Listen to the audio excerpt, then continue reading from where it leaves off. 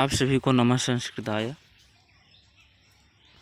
मैं अपने YouTube channel online Sanskrit education में बहुत बहुत स्वागत एवं वंदन करता हूँ। आज हम लोग कबूतर और चूहे की कहानी को पढ़ेंगे। कबूतर और चूहे की कहानी। एक जंगल में एक बड़े पेड़ पर कबूतरों का एक समूह रहता था। जंगल में एक बड़े पेड़ पर कबूतरों का समूह रहता था। क्या रहता था? कबूतरों का समूह किस पर रहता था? बड़े पेड़ पर रहता था। और उसी पेड़ के नीचे एक चूहा रहता था। किसके नीचे एक चूहा रहता था? एक पेड़ के नीचे चूहा रहता था। कबूतरों का मुखिया और चूहा बहुत अच्छे दोस्त थे। कबूतरों का मुखिया और उस चूहा से काफ़ी गहरी दोस्ती थी।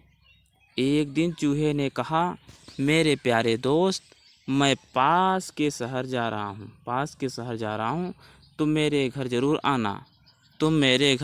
ज़रूर आना। यह कहकर चूहा वहाँ से चला गया। पेड़ के नीचे से कहाँ चला गया? पेड़ के नीचे से चला गया। एक दिन हमेशा की तरह कबूतर भोजन की तलाश में आसमान में ऊंची उड़ान भर रहे थे। एक दिन हमेशा की तरह कबूतर भोजन की तलाश में, किसकी तलाश में? भोजन की तलाश में आसमान में ऊंची उड़ान भर रहे थे। अचानक एक कबूतर बोला, चोर की आवाज़ में। कबूतर ने कहा, अरे नीचे देखो भाइयों, नीचे देखो, बहुत सारा अनाज बिखरा हुआ है। चलो वहीं चल कर के हम लोग अनाज चुनते हैं। चलो चल कर के खाते हैं। कबूतर का मुखिया बोला, रुको रुको मत जाओ। कबूतर का मुखिया जो था, कप्तान मुखिया, वो नेता जो था उस ग्रुप का, समूह का, वो बोला, मत जाओ, रुको रुको, तुम देखो वहाँ पर आस-पास कोई खेत नहीं दिखाई पड़ रहा है।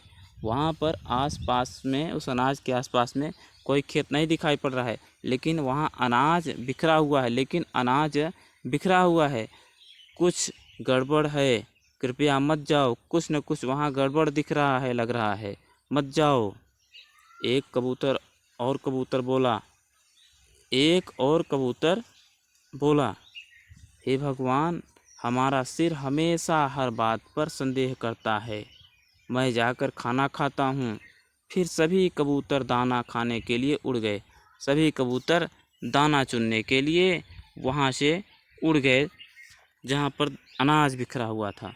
कबूतर का सरदार बोला, सारा समूह चला गया, हमारे ग्रुप वाले सभी चले गए, अब मेरे रुकने का क्या मतलब है यहाँ पर?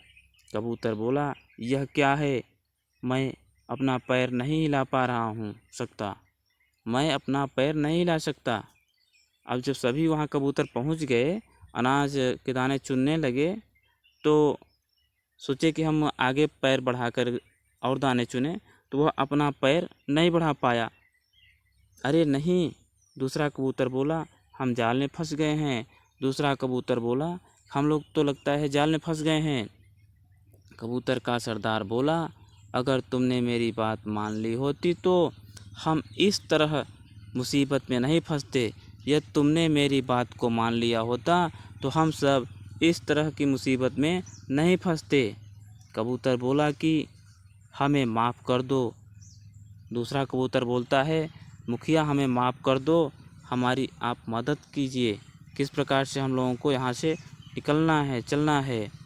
कबूतर का मुखिया कहता है, ध्यान से सुनो भाइयों, चलो हम सब एक साथ उड़ते हैं, चलो हम सब एक साथ उड़ेंगे, ठीक है? ध्यान दीजिएगा, हम सब एक साथ उड़ते हैं ताकि हम जाल के साथ उड़ सके, क्योंकि जिससे हम जाल को लेकर ही उड़ सके। जब से एक साथ उड़ेंगे तो जाल लेकर उड़ चलेंगे और पास के शहर में पहुंच सके जहां मेरा दोस्त चूहा रहता है, और पास के शहर में पहुंच सके जहां पर हमारा दोस्त, हम सबका दोस्त रहता है, वो हमें छोड़ देगा, ठीक है? अब सुनो, चलो हम लोग एक साथ चलेंगे, सुन रहे हो? अब सुनो, मैं 1 2 3 गिनूँगा, और जब मैं 3 कहूँगा तो हम सभी को जाल के साथ उड़ना होगा। 3 कहते ही सभी लोग बल लगा करके उड़ चलेंगे। सभी कबूतरों ने अपने मुखिया की बात सुनी और जाल के साथ एक साथ उड़कर पास के जंगल में पेड़ के पास पहुंच गए। पेड़ के पास पहुंच गए। ओह मेरे प्यारे दोस्त चूहा, वह कौन है? ओह तुम। चूहा बोलता है, ओह वह कौन है वहाँ पर? ओह तुम हो। स्वागत है दोस्त, स्वागत है। क्या हुआ दोस्त मित्र, क्या हुआ? तुम जाल में कैसे फंस गए? चूहा बोलता है कबूतरों से, तुम लोग जाल में क्यों फंस गए? कैसे फंस गए? रुको मैं तुम्हारी मदद करता हूँ। रुको मित्र, मैं तुम्हारी मदद करता हूँ। चूहा भागकर बाहर आया और सभी अन्य चूहों को भी ले आया और अन्य चूहों को भी ले आया। चूहों ने अपने तीखे तीखे दांतों से कुछ ही सेकंड में जाल को कुतर दिया, काट दिया। किसने जाल को काटा? चूहों ने। कैसी जाल को काटा? कबूतर जिस जाल में फंसे थे उस जाल को चूहे ने काटा।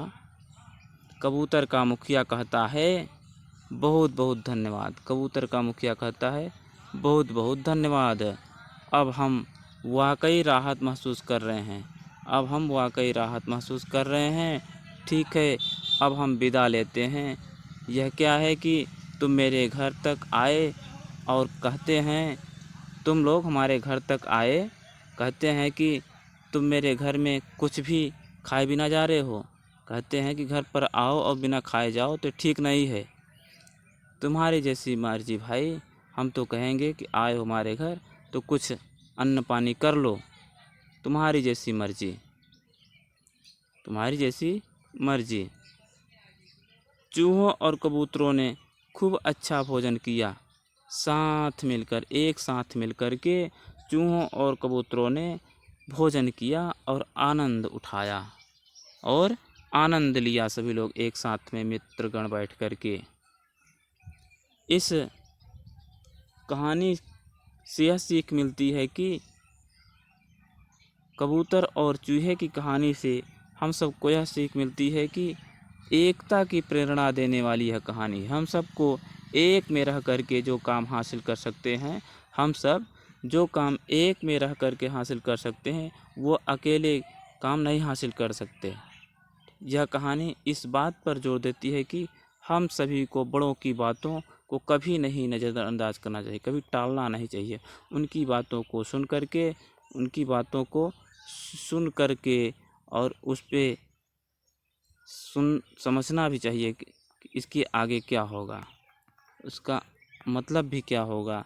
हमको कभी बुरा प्रभाव तो नहीं पड़ेगा हम पर, इसलिए उसको समझ करके तब फिर वहाँ पर जाना चाहिए। इस प्रकार से कबूतर और चूहे की कहानी थी भाइयों। आप सभी का धन्यवाद।